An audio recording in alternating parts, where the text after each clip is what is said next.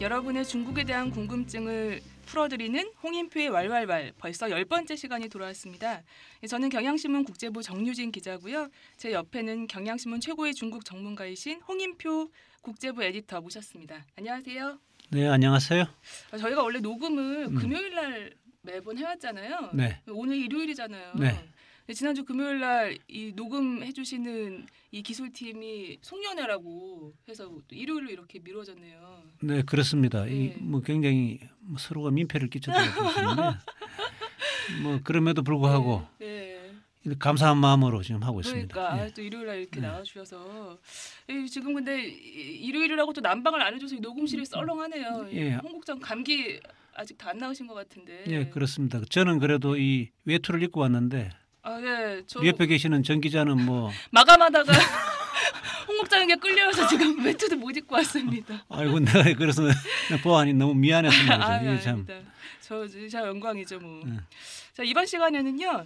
이 중국의 우리나라로 치면 네이버 같은 포털 사이트죠. 이 바이두에서 1,830만 번이나 검색됐다는 아주 인기 검색어입니다. 이 신창타이, 영어로는 이 뉴 노멀이라고 하는데요. 이것이 무엇인지 한번 알아보도록 하겠습니다.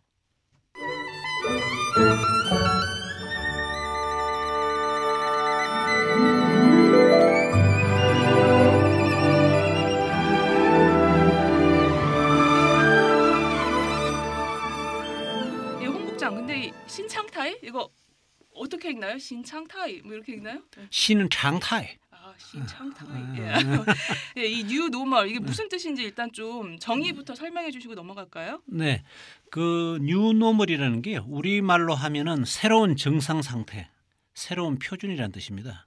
그러니까 이제까지 상식으로 여겨져 왔던 것들을 이제 바꿔서 새로운 기준을 만들자. 뭐 이런 그렇습니다. 뜻이라고 예, 보면 될 것 아이고, 같네요. 예. 근데 이 신창타이 제가 이 신경제에 대한 기사를 뭐 올 여름부터도 몇 번 썼던 것 같긴 한데 이게 왜 갑자기 또 계속 인기 검색어로 다시 뜬 건가요? 예. 이걸 잠깐 살펴보면요. 시진핑 주석이 이제 지난 5월에 허난성이라고 혹시 허난성은 이제 하남성이라고 하는데 그거 혹시 아시나요? 어디 있는지? 남쪽에 아닌가요? 있지 않습니다. 그게 중앙에 있습니다. 그래서 예. 우리가 흔히 그 중원 지방이라고 하지 않습니까? 중원 지방이라고 하는 게 바로 이 하남성, 허난성인데요. 아무튼 여기 허난성이 5월 달에 이분이 방문을 해가지고 처음 그 신창타이라는 표현을 사용했습니다.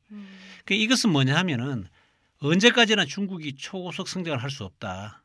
이 뭐냐면 지금 중국이 10% 이상 성장을 계속했지 않습니까? 그렇죠. 그렇지만 지금 또 얼마 전에 8% 정도 하고 있는데 지금 7%로 지금 내려오고 있지 않습니까? 마찬가지로 언제까지나 중국이 초고속 성장을 할 수 없으니까 새로운 상황의 변화를 감안해 가지고 새로운 기준을 마련해야 한다. 이런 뜻으로 해석할 수 있는데요. 처음에는 그런가 보다 했는데 시진핑 주석이 저번 7월 말에 무슨 자담회가 있었는데 여기서 이제 뉴노멀 신창타이라는 표현을 한번 했고 그다음에 얼마 전에 사실 베이징에서 에이펙 정상회의가 열렸지 않습니까? 여기서 이분이 말을 하면서 구체적으로 뉴노멀이 뭐냐 구체적인 함의를 갖다 체계적으로 말을 했는데요. 그러니까 지금까지 해오던 것처럼 초고속 성장을 안 하겠다. 그러니까 중고속 성장을 하겠다는 거죠. 그다음에 또 하나는 경제 구조 이걸 갖다가 부단히 업그레이드를 해가지고 에너지를 적게 쓰고 친환경적인 산업 구조를 갖다가 재편하겠다. 그다음에 이때까지는 돈을 많이 퍼부어가지고 중국 경제를 이끌었다면 이제는 그런 거 안 하겠다. 뭐냐면 기술 혁신을 통해 가지고 새롭게 해보겠다 이런 이제 의미다 이렇게 말을 했습니다. 그럼 뉴 노멀이란 말을 시진핑이 만든 신조어인 거죠? 입니다. 예, 그렇습니다. 그런데 사실은 그 뉴 노멀이라는 거는 사실 미국에서 먼저 나온 거죠. 그런데 이제 이분이 이제 이걸 갖다가 신창타이라는 말로 그러니까 뉴 노멀을 갖다가 중국어로 바꿔가지고 신창타이라는 말을 갖다 처음 쓴 거죠. 중국에서는.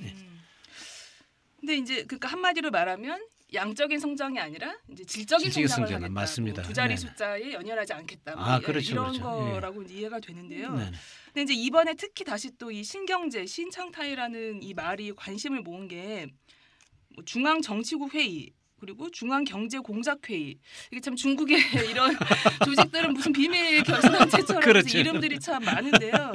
이 두 핵심 조직에서 예. 또 신창타이라는 말을 직접 언급하면서 다시 이제 조명을 받게 됐다. 뭐 이제 이러면서 다시 또 검색어 순위가 또 뛰어오르고 뭐 이랬다는 것 같은데요. 예. 제가 잘 몰라서 그런데 예. 이 정치국 회의 그리고 예. 이 중앙경제공작회의 이게 무슨 의미를 가진 단체인지 좀 설명을 좀 해주시면 어떨까요? 네, 그 중앙정치국 회의는 말 그대로 중앙정치국원들이 모여가지고 회의를 하는 건데요. 그러면은 중앙정치국원은 누구냐? 중국을 이끌어가는 25명을 말합니다. 그러니까 국가 주석, 부주석, 그다음에 당 중앙이 여러 요직이 있는데 그 6명, 그다음에 국무원에 총리, 부총리 이런 사람들 그 6명, 그다음에 군부에 중앙군사위 부주석 2명, 그다음에 지방에 광동성의 당석이라든가 이런 지방에서 그러니까 5명, 그다음에 전인대 상무부위원장, 그다음에 정협의 상무부주석 이런 사람들이 있습니다. 요 4명 이렇게 해가지고 합치면 이게 이제 25명이 나옵니다. 이렇게 구성이 되어 있고요. 중앙정치국 회의는 한마디로 중국 지도부를 말합니다. 그래서 이번에 이들은 이제 한 달에 한 번씩 정례적으로 모이죠. 왜냐하면 매일 모일 수가 없지 않습니까? 예. 그래서 어떻게 보면 정치국 상무위원회라는 게 정치국 회의를 매일 할 수 없으니까 정치국 상무위원회는 매일 모일 수 있거든요. 예.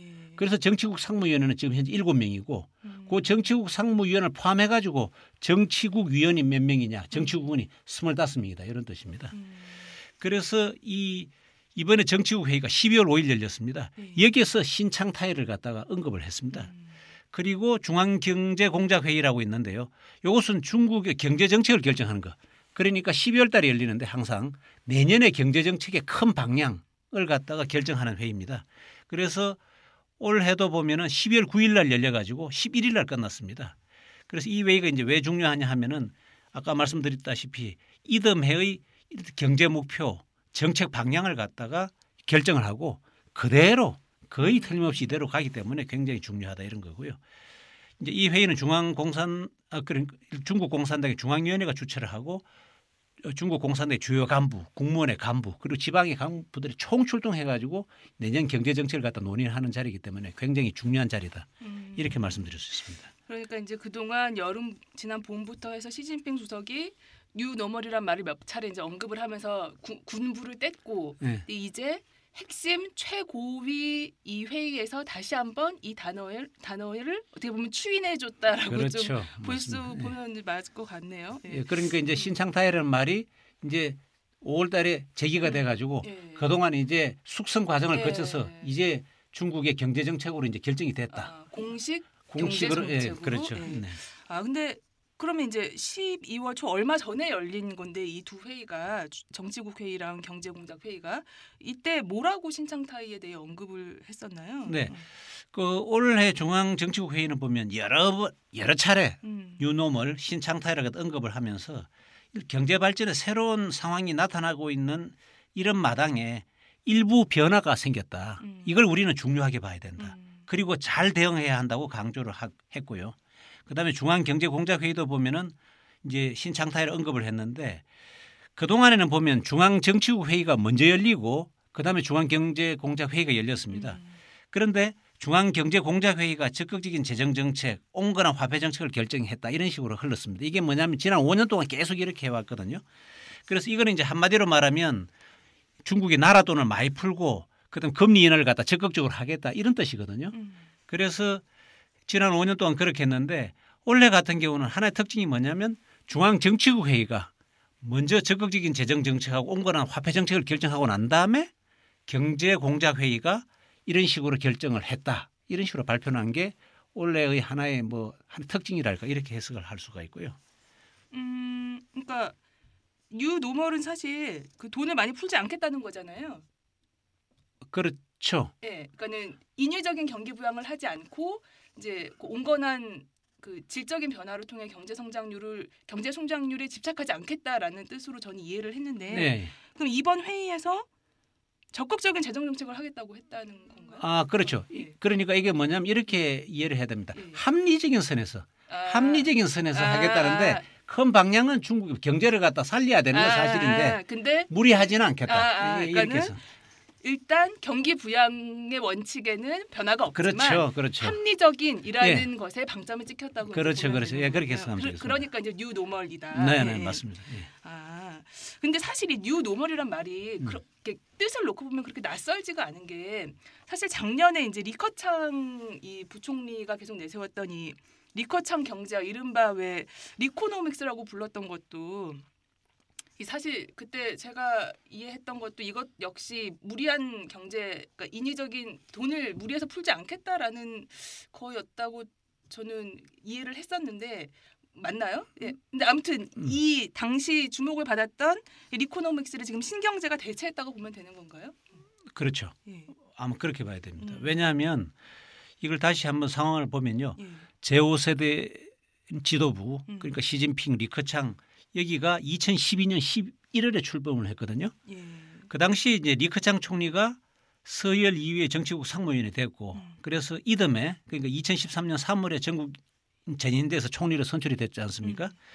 그러면서 이제 리커창 경제학 지금 말씀하신 대로 리코노믹스라는 게 굉장히 관심을 모았는데 그 왜냐하면 중국 전통적으로 당 총수기는 국가 주석을 맡으면서 당과 국가를 대표하는 거고요.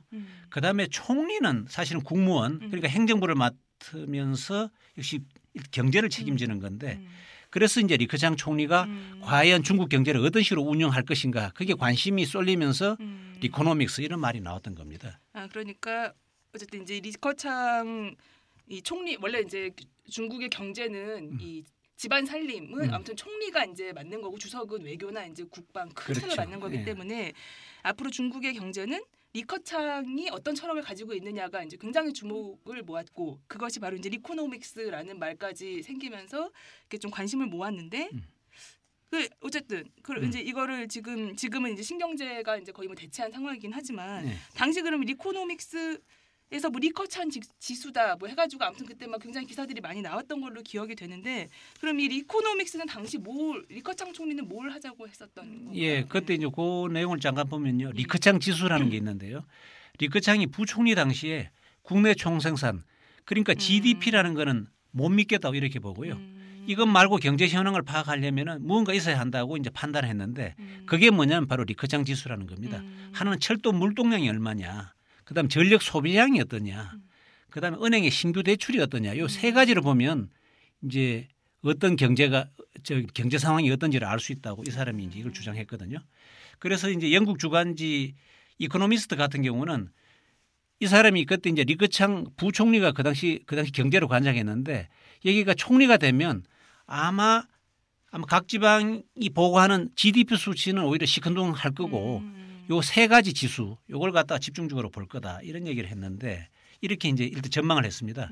리커창 같은 경우는 2007년에 랴오닝성에 그 당시 서기로 있었는데 이때 중국 주재 미국 대사하고 만찬을 하면서 이런 말을 했다고 해요. 랴오닝성의 GDP 수치는 조작된 거다. 난 그거 못 믿겠다. 경제 현황을 알려면 아까 말씀드린 철도 물동량, 전력 소비량, 은행 신규 대출 이 세 가지 지표를 보면 알 수 있다고 이렇게 얘기를 했다는 거거든요. 그래서 이걸 갖다 리커창 지수라고 이름을 붙이고 세간에서는 리커창 총리가 이제 이 부분에서 가지고 집중적으로 관심을 가질 것이다. 그래서 이제 리커창 경제학, 리코노믹스, 리커창 지수 이런 말이 그동안에 많이 이제 많은 관심을 모았던 거죠. 그런데 상황을 보니까 이제 아니다 이런 거죠. 그러니까 리커창 총리는 아무튼 이 GDP 수치가 굉장히 높게 나오는데 이거를 전적으로 믿어서는 안 되고 중국 경제를 제대로 파악하는 것부터 시작하자라는 뭐 해서 약간 어떤 체계적이고 약간 투명한 접근으로 그렇죠. 진단을 해야 거죠. 된다 뭐 이렇게 좀 주장을 했던 사람이었던 것 같네요. 근데 이제 당시만 해도 이렇게 주목을 무슨 리코노믹스라는 무슨 아베노믹스 뭐 이런 것처럼 주목을 받았던 리코노믹스의 주창자인 이 리커창이 근데 1년이 지났는데 그 취임하고 너무 존재감이 없어요. 그래서 뭐 5년 임기도 못 채우고, 그러니까 5년 임기만 마치고 연임 못 할 거다. 뭐 이런 보도까지 나오고 있던데 지금 상황은 어떤 건가요? 리커창은 어딨나요? 네, 그 사실 중국에서는 보통 총리는 한 번 하면은 예외가 없다면 10년을 합니다. 그 앞서 원자바 총리 같은 경우도 10년 했죠. 네. 2003년부터 2013년까지. 그리고 그 앞서 이제 리펑 총리 같은 경우도 10년을 했습니다. 물론 그 중간에 이제 주용기라고 주룽지 총리만 5년을 했는데 이것은 이제 예외라고 볼 수 있고요. 그런데 물론 이제 원자바 총리 같은 경우도 2007년에 이분이 그 재임을 할 때 그때도 좀 일본 언론에서는 그 보도를 했습니다. 이분이 몸이 너무 힘들다. 그래서 내가 총리를 못하겠다. 이런 얘기를 했다고 한번 일본 언론에서 보도를 했는데 그 보도를 듣고는 그냥 원자바 총리가 엄청나게 화를 냈다고 그래요. 아, 내가 몸이 괜찮은데 말이야. 누가 이런 말을 했냐고 해서 이제 화를 냈는데 이번에도 이제 건강 문제라는 게 이제 흘러나오고 있습니다. 리커창 총리가 2017년까지만 하고요. 그다음에 전인대 상무위원장, 우리나라로 말하면 국회의장으로 이제 옮겨갈 거다. 이런 얘기가 나오고 있는데 사실 건강 문제라는 게 이분이 당뇨병이 심하다고 하는데 그건 뭐 사실 확인도 잘 안 되긴 한데 좀 더 요거는 상황을 좀 더 지켜봐야 되겠습니다. 본인이 부인했다거나 이런 반응도 아직은 딱히 나온 게 없나 보죠? 그렇죠. 이분이 이제 외부 활동을 상당히 꺼린다고 그래요. 이제 리커창 총리 같은 경우에. 그래서 외국 순방 같은 경우는 괜찮은데 국내에 보면은 예를 들어 지방 시찰 같은 거라도 이런 게 상당히 좀 꺼린다.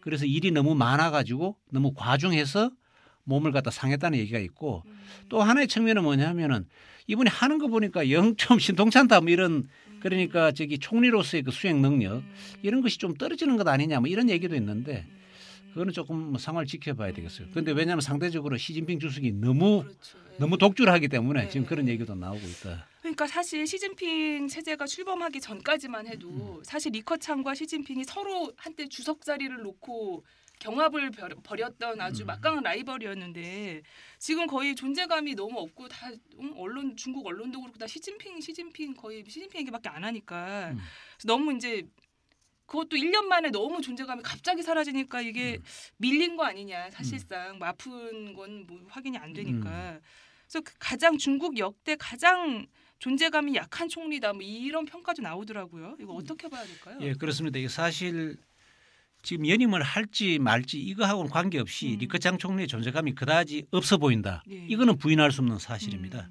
지금 전임자인 그 원자바 총리하고 비교를 해봐도 그런데요. 언론 노출 빈도라든가 정책 발표를 하는 거나 이런 여러 가지를 보면은 훨씬 적습니다. 그런데 리커창 총리하고 가까운 사람들은 이런 말을 한다고 합니다. 리커창 총리는 자신의 위치를 잘 알고 있는 사람이다. 그러니까 자신의 범위를 넘어가는 발언은 절대로 안 할 거다. 예컨대 원자바 총리는 사실 정치 개혁을 하겠다 이런 말도 해가지고 외국 언론에 주목을 많이 받았거든요.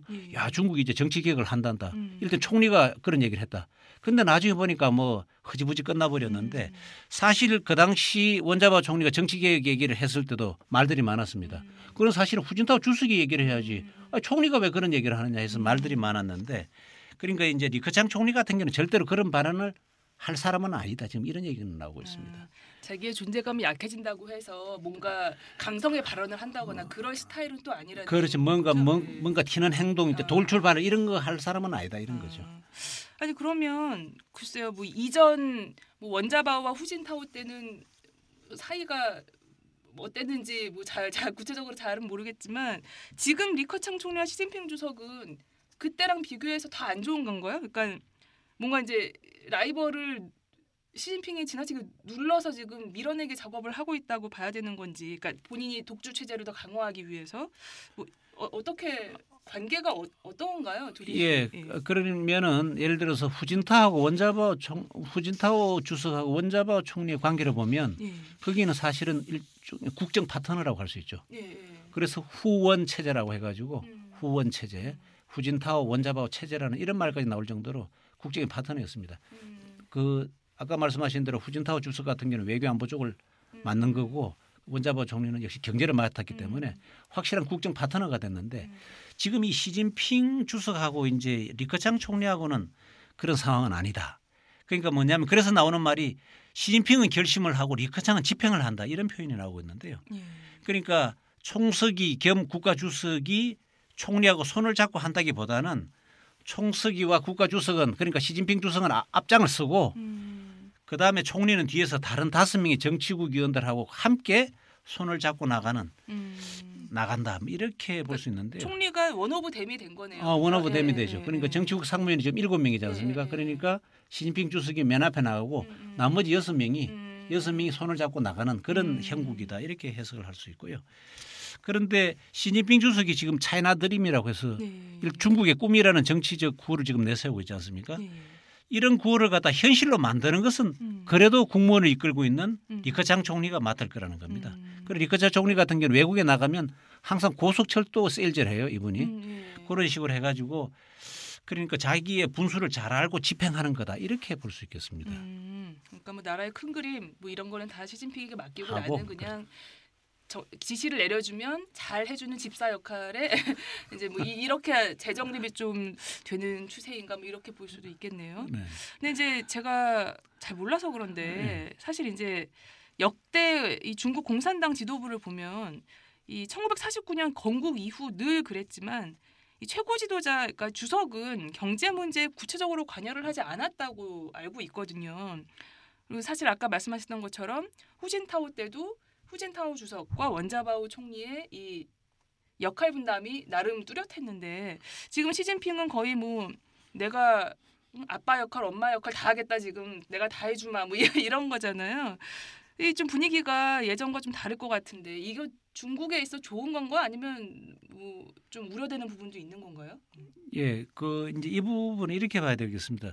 그 원래 중국 최고 지도자 같은 경우는 역대로 경제 문제에 구체적으로 이제 관여를 하지 않았습니다. 그러니까 뭐냐면 총리하고 부총리가 이제 예를 들어서 경제를 관장했는데요. 그 마오쩌둥 시대 같은 경우는 진운이라고 천인 부총리가 했었고요. 그다음에 장쩌민 시대 같은 경우는 예를 들어 주룽지 총리, 이제 후진타오 시대 같은 경우는 원자보 총리가 맡았습니다. 그 예컨대 이제 후진타오 주석 그 10년 집권을 보면요. 그 후진타오가 경제 문제 전혀 예를 들어서 전혀 지시를 안 내린 건 아닙니다. 일부 있긴 했지만 주요한 경제 정책을 결정한 것은 원자보 총리였고요. 그런데 우리가 여기서 하나 짚고 넘어가야 될 게 중앙재경영도 소조라는 기구가 있는데요. 이 기구는 중국 공산당 최고의 경제정책 결정 기구입니다. 그 여기에 최고 책임자를 갖다가 조장이라 그럽니다. 영도 소조 조장. 그런데 장제민 주석과 후진타오 주석은 모두 중앙재경영도 소조 조장을 맡았습니다. 그런데 이것이 이제 외부에 알려지지는 않았는데 그래서 중앙재경영도 소조 조장은 총서기가 맡기는 했지만 실제로는 이제 총리가 되면 일을 맡았다 이렇게 볼 수 있고요. 그런데 지금 이제 우려될 만한 거냐 아니냐 지금 그런 질문을 하셨는데 그거를 이제 우려할 만한 사항인가 하는 거라기보다는 요것도 바로 신창타의 새로 뉴노멀이라고 봐야죠. 그 총서기가 재경영도 소조 조장을 맡고 이제 앞서 후진타오 주석이나 장쩌민 주석 같은 경우도 재경영도 소조 조장을 맡았지 않습니까? 그렇지만 사실은 부조장인 총리가 다 했지 않습니까? 그러니까 총서기는 그걸 갖다가 하지는 않았는데 이제 뭐냐면 시진핑 주석 같은 경우는 자기가 재경영도 소조 조장이면서 그 일을 갖다 확실하게 경제까지도 확실하게 챙기겠다는 거죠. 그런데 이렇게 되면 효율이라든가 여러 가지 측면에서는 더 좋은 측면도 있습니다. 그런데 또 우려스러운 이런 대목도 있죠. 왜냐하면 예를 들어 주석이 완전 독주 체제로 갈 경우에 그 누가 제동을 걸 사람이 없다든가 이런 문제는 있기는 하지만 지금 시진핑 주석과 리커창 총리 체제를 보면 새로운 변화가 지금 와 있다. 그러니까 사실 주석이 조장 역할을 계속 해왔고 사실 조장이 관할할 수 있는 권한이 있는 것도 맞는데 그동안은 관행상 이제 총리가 부조장이 이제 해왔지만 앞으로는 내 책임과 내 권리를 다 제대로 그러니까는 조장으로서의 역할과 책임을 다 하겠다. 아무튼 전면에 나섰다라고 그냥 그게 아주 정확한 표현인데요. 지금 이 신창타의 뉴노멀의 핵심은 뭐냐면은 이때까지 관례라는 거 있지 않습니까? 이걸 무시하겠다는 거죠. 관례. 예를 들어서 먼저번에 쪼영캉이라는 분 전 중앙정보비서기가 이번 형사처벌을 앞두고 있지 않습니까? 그것도 사실은 뭐냐면 신창타예요. 그것도 일종의 신창타예요. 왜냐? 정치국 상무위원을 지낸 사람은 절대로 형사처벌을 하지 않는다. 이런 암묵적인 룰이 있었는데 그런 암묵적 룰을 깨겠다는 거예요. 이제 완전히 우리는 새로운 길을 가겠다는 거죠. 그게 바로 뉴노멀 핵심이에요. 그러다 보니까 이거는 꼭 뭐 하나의 경제정책뿐만이 아니고 중국 사회 정치 모든 걸 갖다가 다 관통하는 하나의 원칙이 된 겁니다. 새로운 원칙이. 그게 바로 뉴노멀의 핵심이라고 볼 수 있습니다.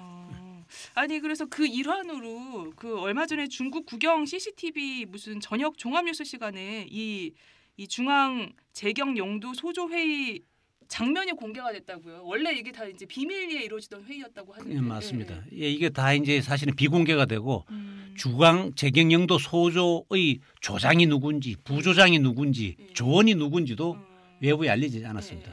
그런데 지금 말씀하신 대로 CCTV 저녁 7시 뉴스 시간에 회의 장면을 갖다 공개를 해버렸어요. 그러니까 사람들이 그러면 누가 조장이고 조원인인지를 한눈에 알게 됐는데 그 이제 후진타오 주석 시절에 이럴 때는 보면은 중앙재경영도 소조라는 게 있긴 했는데 누가 참석했는지 알 수가 없는 막후에 눈에 보이지 않는 이런 조직이었습니다. 이걸 언론에 공개를 해보니까 지금 말씀하신 대로 누가 조장인지 부조장인지 누가 참석했는지 그걸 한눈에 알 수 있거든요. 그런데 이번에 드러난 CCTV의 화면을 보고 우리가 느낀 거는 뭐냐 하면은 공산당을 대표하는 류윈산 중앙서기처 서기 겸 정치국 상무위원이 그 자리에 앉아 있더라는 거죠. 당대표가 여기에도 참여하고 있다더라. 이것도 이번에 처음 알려진 거라는 그렇습니다. 거죠? 이게 이제 새로운 특징입니다. 요 이전에 중앙재경영도 소조에는 이를테면 당대표가 참석을 안 했습니다. 그래서 이번에는 뭐냐면 그런 신호를 준 거죠. 이제는 중국 공산당이 중국의 경제정책도 우리가 관장을 하겠다는 신호를 갖다 우리한테 준 거라 이렇게 볼 수 있습니다. 그러니까 이제 그동안은 뭐 국무원, 그러니까 부총리, 국무위원, 부장들이 주로 참석을 했는데 이번에 아무튼 그 면면이 이제 다 공개가 된 거네요. 예, 그렇습니다. 이번에 이제 사실 참석한 뭐 사람들 몇몇 보면은 뭐 시진핑 주석, 리커창 총리, 그다음 장까오리라고 상무부총리가 있습니다. 이 사람들이 부조장, 시진핑은 조장이고 리커창, 장까오리, 류인산 이 사람들 이제 부조장이라 볼 수 있는데 그다음에 보면 국무원 부총리, 중앙정책연구실 주임, 중앙판공청 주임, 국무위원들 쫙 이렇게 나오죠. 그다음에 또 인민해방군 총참모장 같은 경우도 거기에 들어와 있습니다. 그다음에 여러 가지 뭐 공업신식부 부장, 외교부장, 재정부장 이런 사람들이 다 중앙재경영도 소조의 조원이구나 하는 걸 갖다가 이번에 우리가 알게 된 거죠.